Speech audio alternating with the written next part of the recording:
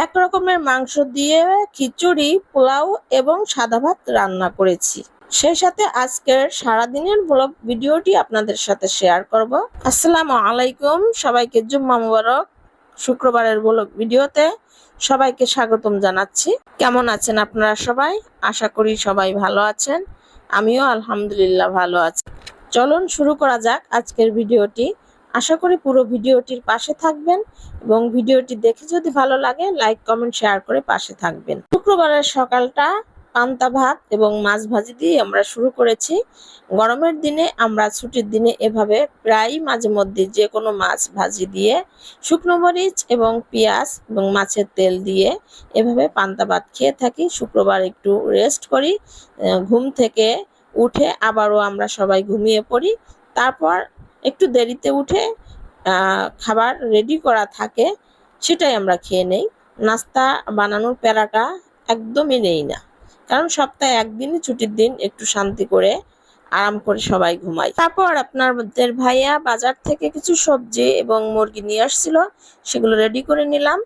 আর শুক্রবারের ছুটির দিনের কাপড়গুলো ধুয়ে নিলাম এবং বাচ্চাদের ব্যাগগুলো ও একটু ভিজিয়ে দিলাম। ব্যাগগুলো অনেক ময়লা হয়েছে, অনেক দিন ধরে ব্যাগ ধোয়া হয় না।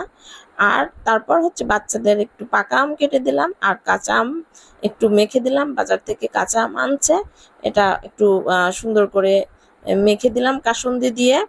আর কাসুন্দি দিয়ে শুকনো মরিচ দিয়ে এভাবে আম মাখা খেতে খুবই মজা লাগে।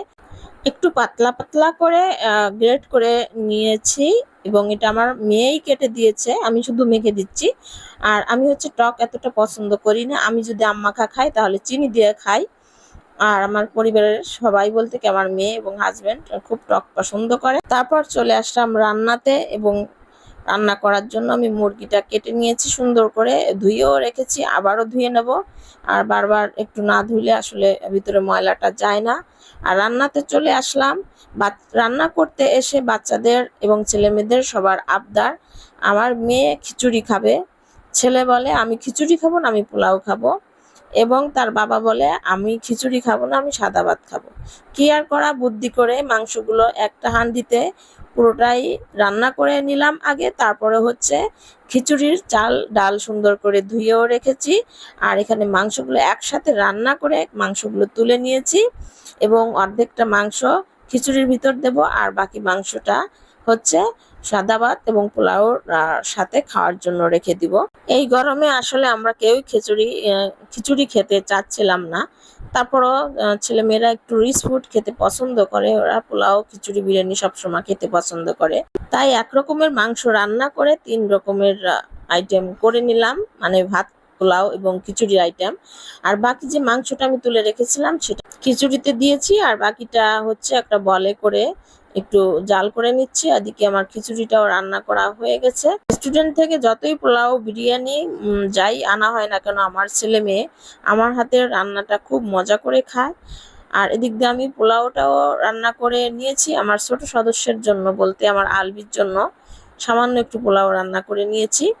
আর খিচুড়িও খাবে, পোলাও খাবে, দুই ভাই বোনে দুইটাই খাবে সমান সমান, শুধু আবদার আর আবদার।